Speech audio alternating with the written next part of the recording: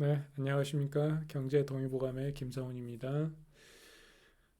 오늘은 미국의 이제 4분기, 2020년도 4분기까지 경제 성장률과 미국 경제에 대해서 간략하게 브리핑하는 시간을 좀 가져보도록 할게요. 이제 미국의 실질 GDP 성장률 추이를 먼저 확인을 해보도록 하겠습니다.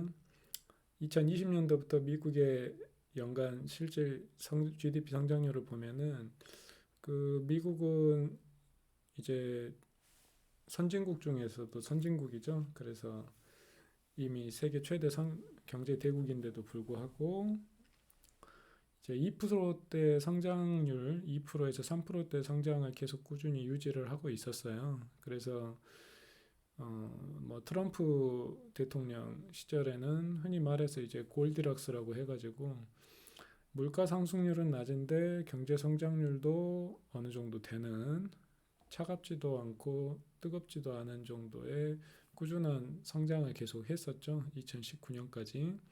근데 이제 2020년도에 코로나가 터지면서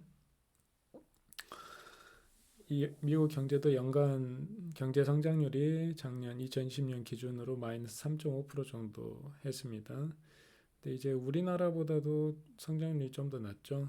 근데 이제 유럽 같은 데는 10% 정도, 마이너스 10% 정도 되는 나라들이 있어요. 많아요. 그래서 유럽보다는 미국이 상당히 그래도 양호하게 코로나 상황에서 경제를 운영했다고 볼 수 있을 것 같습니다. 그래서 경제 부분별로 GDP 기여도를 보면요.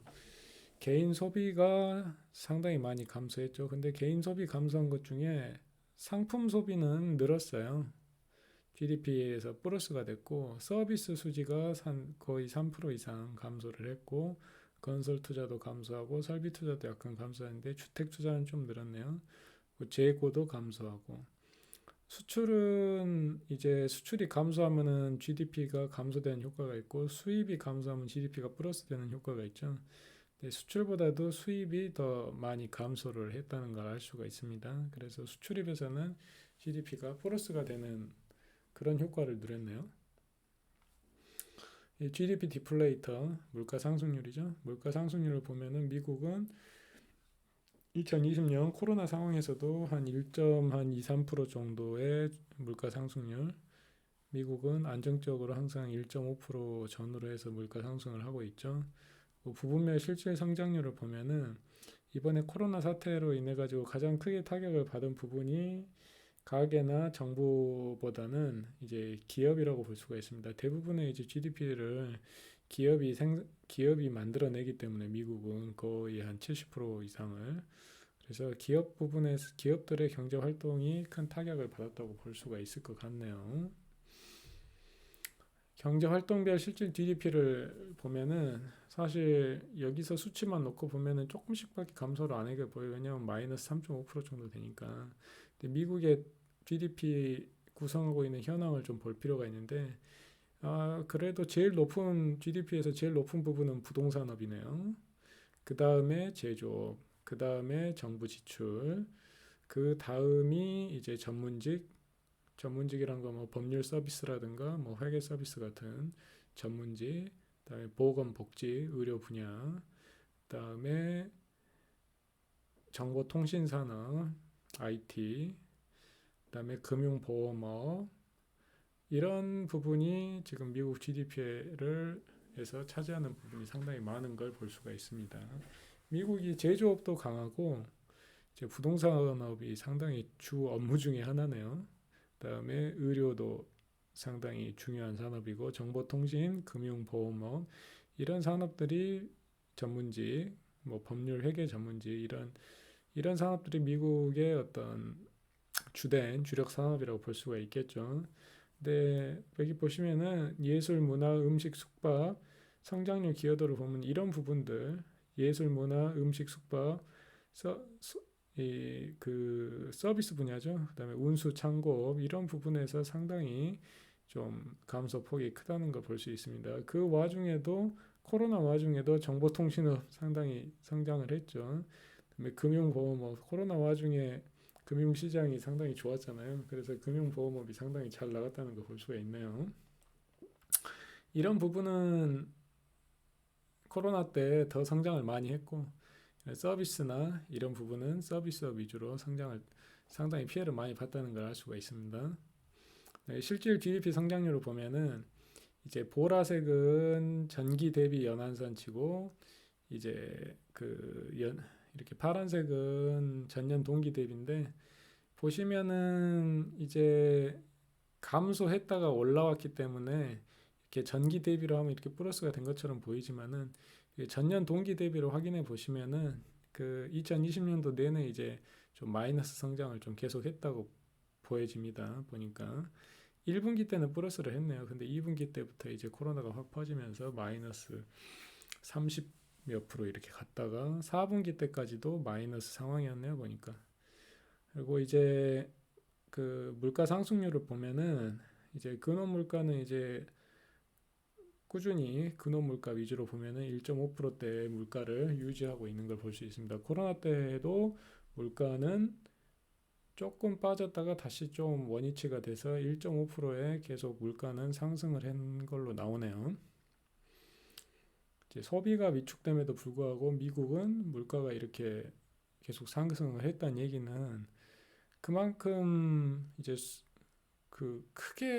엄청나게 큰 타격을 받지는 않았다는 얘기죠. 물론 이제 어마어마한 그 재정 적자를 동원해가지고 경기 부양을 위해서 상당히 많은 돈을 풀었잖아요. 그런 효과도 많이 있는 것 같습니다. 미국의 재정 및 금리 추이를 보면은 미국도 재정 적자가 상당히 커요. 보시면은 2000년대까지 그러니까 뭐 클린턴 시절까지는 재정이 그때는 플러스가 되기도 했었어요. 경제가 너무 좋아가지고. 근데 이제 특히 2008년 금융위기를 계기로 해가지고 연간 재정 적자가 거의 한 2조 달러까지 내려갔다가 이제 금융위기 벗어나면서 1조 달러로 회귀했다가 다시 또 트럼프가 집권하면서 대규모 경기 부양을 하면서 재정적자가 좀 늘어났다가 이번 코로나 사태로 인해 가지고 1년 재정적자가 3조 달러를 넘어섰네요. 3조 달러면은 이제 뭐 우리나라 GDP보다 많네요, 보니까.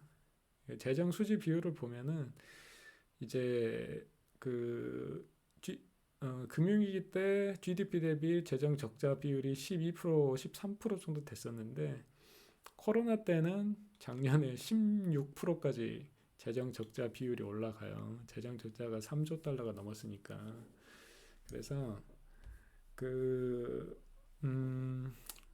재정 적자 비율만 놓고 보면 이번 코로나 사태가 2008년 금융위기보다도 더 재정적으로는 큰 충격이었다고 볼 수가 있겠네요. 보니까 정부 채무를 보면은 지금 미국의 정부 채무 이게 이제 중앙정부 채무겠죠. 중앙정부 채무가 28조 달러. 그래서 정부 보유, 민간 보유를 합치면은 미국의 정부 채무 비율이 GDP 대비 한 130% 이상, 132, 3% 정도 된다고 나옵니다. 그러니까 미국도 정부 채무가 GDP 대비 100%를 넘은 지 상당히 오래됐는데 그동안 GDP 대비 100%에서 계속 관리를 하다가 이번 코로나 사태를 계기로 해가지고 쭉 올라갔다고 볼 수 있겠죠. 지금 이렇게 60%에서 100%까지 올라간 것도 2008년 금융위기 극복하는 과정에서 정부 재정이 동원이 되다 보니까 60%에서 100%까지 올라간 거고 이번에 100%에서 130% 넘어가서 이제 내년에 또 뭐 바이든 정부의 2조 달러, 1.9조 달러 이제 경기 부양 대책이 또 있으니까 그게 또 나온다 그러면은 그 132%에서 더 올라가겠죠 아무래도. 이제 FRB의 총 신용 공급을 보면은 이제 FRB가 원래 2008년도 금융위기 때 자료는 없지만 금융위기 때 좀 늘었다가 계속 이제 그 양적 완화를 계속 하죠.